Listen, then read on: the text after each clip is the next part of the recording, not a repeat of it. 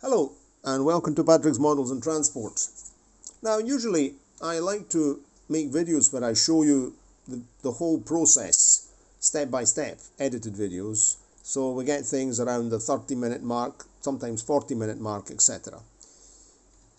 Only that this week here I was very busy and I was mainly painting the interior of the rail car, and I never had time to actually paint in a convenient time of the day, because a convenient time of the day, if you have to mix paint, is the morning, and I was busy in the mornings. I was free immediately after, in the very early afternoon, but the shutters are pulled over, the room is in semi-darkness, electric light. Then I did some other painting in the evening. The problem is that it's also very warm, not a heat wave, but it is warm, so your paint is drying very quickly, and I'm working with mixed paint, so I'm having to mix more bigger quantities. So this time here, I'm sorry, it's just a recap video.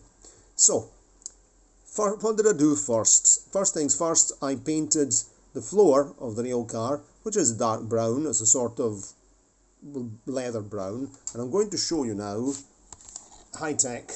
Here's some photographs from the website docrail.fr, the autorail, blah blah, and you can see that internal paneling is cream, more or less the color of the rail car.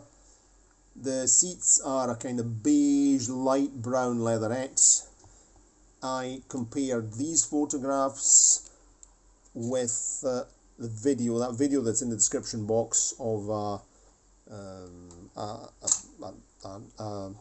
Picasso rail car, and I went for darker brown floor, and then after painting the floor I added yellow to that brown, quite a big quantity, to obtain a sort of beige.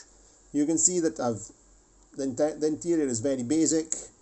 I painted the seats, even the bases of course, and then after doing that, after painting the seats, I also splodged a bit on some of the internal paneling. I'll show you right there between the seats. So I overpainted that with some bone white, which is a creamy white. I also retouched up this part here, which is the wall of the toilet right there. You can see that that's been repainted, but it's pretty close colour. And then oopsie daisy, I wanted to, let's see if I can keep things in camera. I used my Pilot Supercolor permanent type ink silver pen to pick out the handrails. You can see the handrails have been all picked out. I used, in this case here, I actually made some footage, but it was too long. One evening I managed to do something with more details. I put some paper tape here, there we go. Paper tape was fitted there, here, here and here, to be able to get a good clean, not to make a mess of the wall. And then what else did I do? So I used the Pilot ink, silver ink. You can see, this way we'll be able to see these things from the windows looking in. And then I also continued some prep work on the rail car itself. So as I told you, I used the Pilot, oopsie daisy, silver pen. I don't know if you can see it in this, we're in electric light again, so I picked out the headlamp surrounds here at the front where there's the light bar with the pen, right? I picked that out. I did the actual borders underneath using a nib pen by just splodging a drop of ink on a piece of card like that, right? And I also picked out the rear, the passenger compartment, the other end. I can't take these plastic lenses off because they're too well stuck into the plastic, and so I wanted to put acrylic diamonds, but it's not impossible. So I picked out the side, the headlamp surrounds, with this kind of ink here, but using a nib pen. So again, I put a wee drop on a piece of card, and then I used my very fine nib pen, which is this one, this one here to gradually pick out the headlamp surrounds. I also did the same here to sort of help myself in the lower part there. I might apply another wee bit to this end, I don't know. Then I also picked out the, because this is an early, this is the Mark 1, the X3800 railcar as they enter production, so it's in non-rebuilt condition. There are these extra roof lamps, shall we say, and these, I picked these out also using this pen. So this way we've got that, those are picked out. In fact, if I go on the website right now, I'll show you. The problem is it's not that hot. It is hot, it is hot. I don't even remember, I'm 34 today. The thing is that when you're working in my study, during the day I close the windows. Here you can see the interior with the chrome handles. So that's rendered with the silver pen, it's okay. And this, and then I wanted to show you the actual, here we see the driving cab.